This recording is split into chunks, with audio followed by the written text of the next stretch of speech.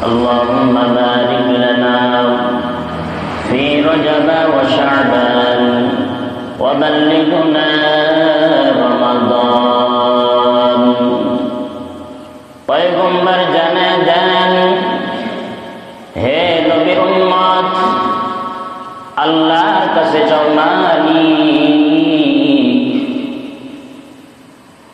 আল্লাহুম্মা বারিক লানা, আমাদের জন্য আপনি কামিয়াবি বরকত দান করেন। কার কাছে চাইতে হবে? চিল্লায় বলেন, কারা চাবে? আমরা।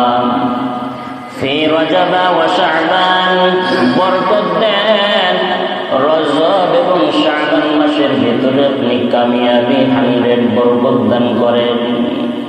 ওয়া বাল্লিগুনা রমাদান, আর বরকত এমন দেন যে বরকতের দ্বারা রমজানের শেষ পর্যন্ত হায়াতকে দীর্ঘায়ু করতে পারি।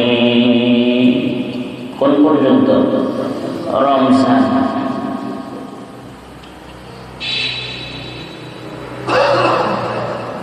ভাইরা আমার, পয়গম্বর জানিয়ে দেন, আইয়াতারাজ্জাবা খায়রুন কাসীর, জীবনের যদি কামিয়াবি পূর্ণতা করতে চাও, এই রজব মাসে বেশি বেশি করে তোমাকে আমল করতে হবে।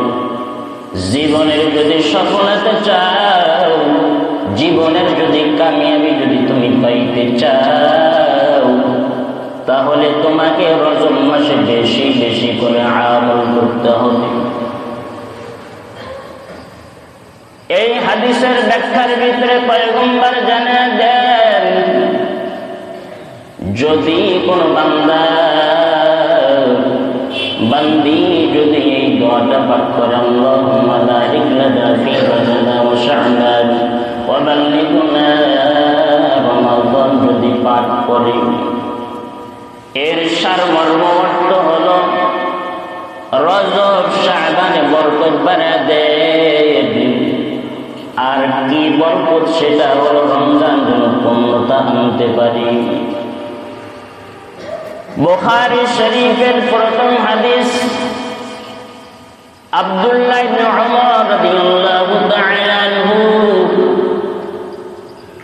ইন্নামাল আ'মালু বিন্নিয়াত ওয়া ইন্নামা লিকুল্লি ইমরিইন মা নাওয়া। নিয়তের কেমন দাম? যদি কোন বান্দা রজব এবং শাবান মাসে যদি নিয়ত করে এবং এই দোয়াটা পাঠ করে, রজব শাবানে বরকত দেন, রমজানের শেষ পর্যন্ত আমার হায়াতটা বৃদ্ধি করে দেন। যদি কোন বান্দা বান্দি এই আমল করে,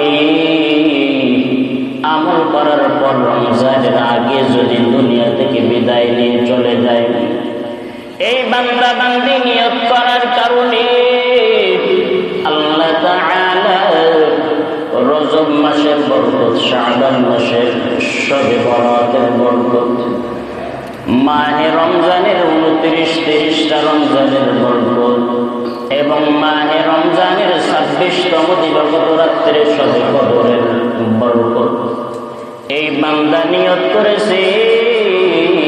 কিন্তু যদি এই দোয়াটা আমল করার পর, এই রমজান পাওয়ার আগে যদি আমল করার পরে বান্দা বান্দি যদি দুনিয়া থেকে চলে যায়, কিন্তু ইন্নামাল আ'মালু বিন্নিয়াত, নিয়ত বান্দা বান্দির পূর্ণতা ছিল, যার কারণে আল্লাহ তাআলা শবে বরাতের, শবে কদরের এবং রমজানের সওয়াব তার আমলনামায় দিয়ে দিবে। কি